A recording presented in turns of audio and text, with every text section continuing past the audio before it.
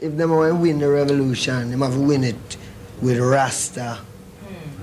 It can't win no other way. Because if you win other way, you have to fight again. When you Rasta win, there's no more war. Yeah. Hear the words of the Rasta man say.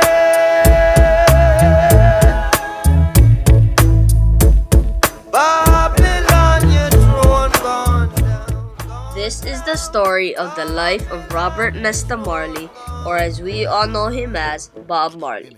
In the year of 1944, Captain Norval Marley married a young 18-year-old Jamaican girl, Sadella Booker. On February 6, 1945, at 2:30 in the morning, their son, Robert Nesta Marley, was born in his grandfather's house. Soon after Bob was born, his father and mother separated. At the young age of 10, Captain Norval Marley passed away in combat. Shortly after the death of his father, Bob followed his mother from their home in St. Anne to Trenchtown to seek employment in the big city. In Trenchtown, Bob spent a lot of his time with his good friend Neville Livingston, who people called by his nickname Bunny. Bob and Bunny attended a music class together, which was held by the famous Jamaican singer Joe Higgs. In that class, they met Peter McIntosh, also known as Peter Tosh, and soon became good friends.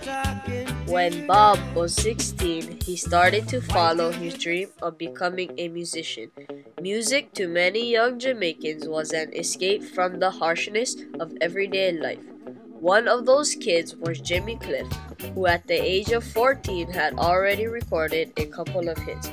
The following year, the creation of the Wailing Wailers was born.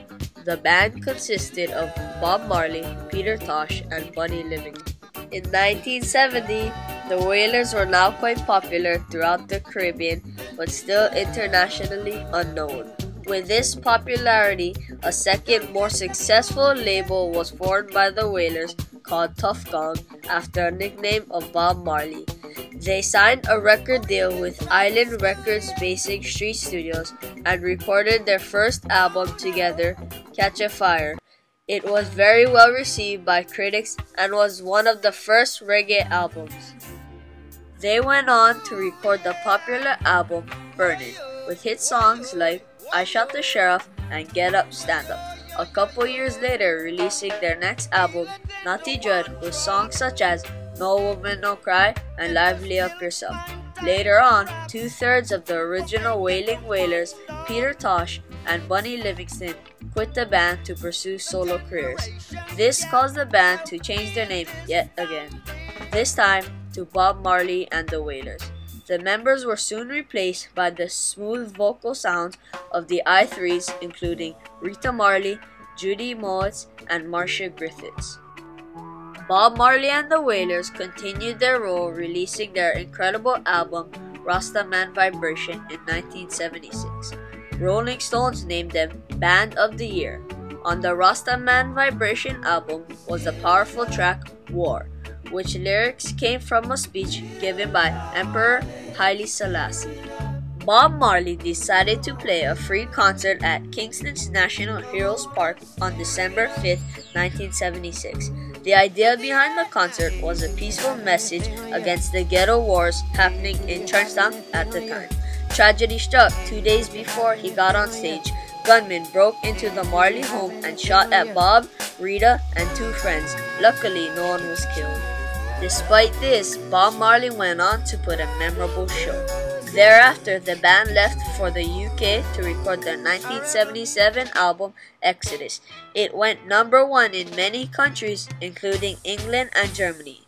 It was also one of the top albums of the year.